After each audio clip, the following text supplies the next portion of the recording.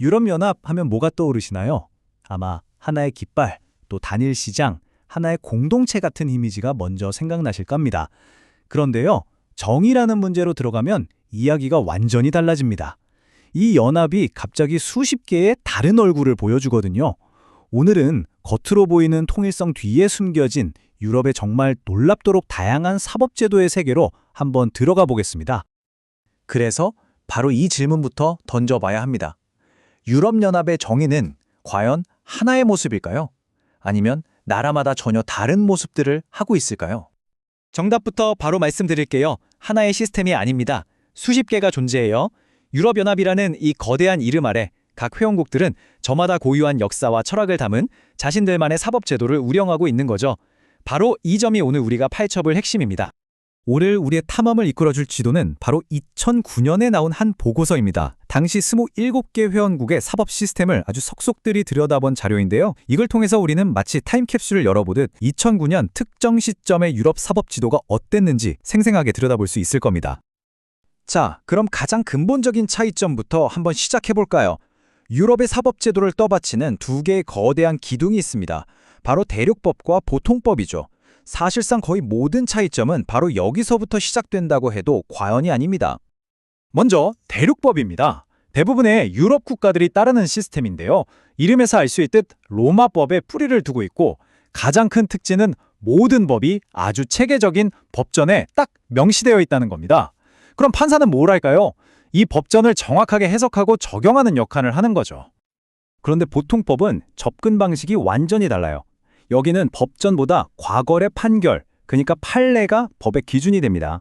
그래서 판사는 단순히 법을 적용하는 걸 넘어서 새로운 판결을 통해 법을 계속 만들어 나가는 어떻게 보면 좀 더 창조적인 역할을 하기도 합니다. 이 두 시스템의 차이는 판사의 역할을 보면 아주 명확하게 드러납니다. 대륙법에서는 국가가 적극적으로 진실을 밝혀야 한다는 규문주의에 가깝기 때문에 판사가 마치 법전을 든 수사관처럼 보이기도 해요. 반면에 보통법은 검사와 변호사, 양측의 공정한 다툼을 중시하는 당사자주의에 기반해서 판사는 딱 중간에서 심판 역할을 하는 거죠. 애초에 접근법 자체가 다른 겁니다. 실제로 유럽 지도를 펼쳐보면 대륙법의 영향력은 정말 압도적입니다. 2009년 당시에 영국, 아일랜드, 키프로스, 딱 이 세 나라를 빼고는 모든 회원국이 대륙법 전통을 따르고 있었죠. 그러니까 유럽연합 내에서는 오히려 보통법 국가가 좀 특별한 예외인 셈입니다. 자, 그럼 이런 법적 전통의 차이가 실제 범죄 수사 현장에서는 어떻게 나타날까요? 다음 질문은 이겁니다. 수사의 지휘봉은 과연 누가 쥐고 있을까요? 경찰일까요? 검사일까요? 이게 또 놀랍습니다. 나라마다 정말 제각각이에요.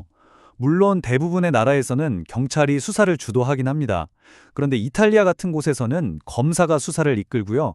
심지어 스페인이나 오스트리아에서는 판사가 직접 수사를 지휘하기도 합니다. 수사는 경찰이 하는 것이라는 우리의 상식이 유럽 전체에서는 통하지 않는 거죠.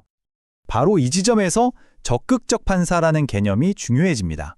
이건 그냥 중립적인 심판 역할을 넘어서서 직접 증인에게 질문을 던지고 증거가 부족하네? 더 찾아와 하고 지시할 수 있는 그런 판사를 말하는 건데요.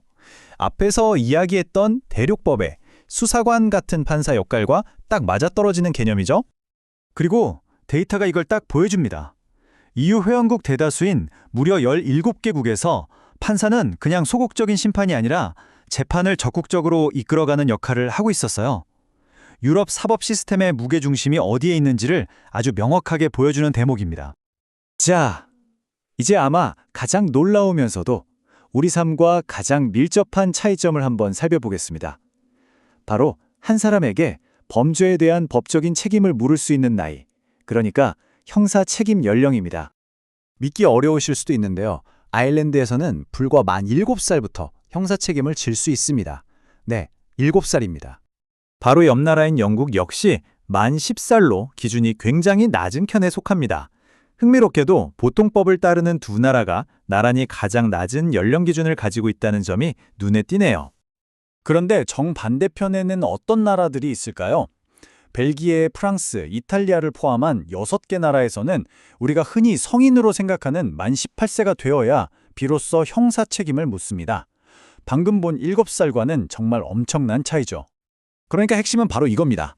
똑같은 유럽연합이라는 틀 안에서 어떤 아이가 범죄자로 취급될 수 있는 나이가 무려 11년이나 차이가 난다는 사실. 이건 어린이와 범죄를 바라보는 각 사회의 인식이 얼마나 다른지를 단적으로 보여주는 사례라고 할 수 있습니다.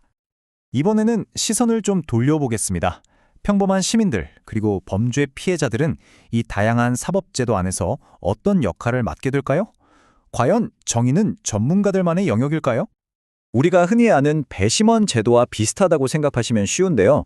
독일이나 스웨덴 같은 나라에서는 일반 시민이 비직업 판사라는 이름으로 재판에 직접 참여해서 판결에 영향을 줍니다.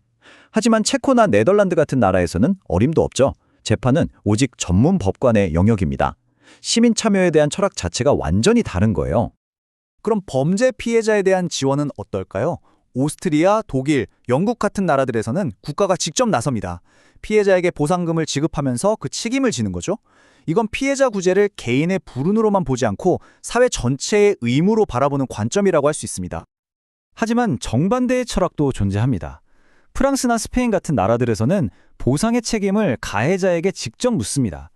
국가가 대신해 주는 게 아니라 범죄를 저지른 사람이 피해자에게 직접 배상하도록 하는 방식인 거죠. 그런데 가장 놀라운 점은 이겁니다. 이 보고서가 나왔던 2009년 당시에 아일랜드, 슬로바키아, 슬로베니아 같은 일부 국가에서는 국가 차원의 공식적인 피해자 보상 제도가 아예 존재하지 않았다는 사실입니다. 이런 곳의 피해자들은 정말 훨씬 더 막막한 상황에 놓일 수밖에 없었겠죠. 자, 지금까지 쭉 살펴본 것처럼 유럽연합의 사법제도는 통일된 하나의 그림이 아닙니다. 오히려 각기 다른 색깔과 모양의 조각들이 모여서 만들어진 거대한 모자이크에 가깝죠.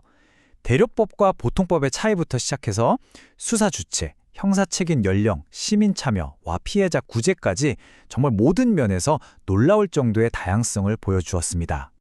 이 모든 다양성은 결국 우리에게 마지막 질문 하나를 던집니다. 민주주의와 인권이라는 공동의 가치를 추구하는 유럽연합은 정의라는 이 가장 근본적인 문제에 대해서 이렇게나 다른 생각들을 과연 어떻게 조율하고 또 관리해 나갈 수 있을까요? 우리 모두가 함께 고민해 볼 만한 문제입니다.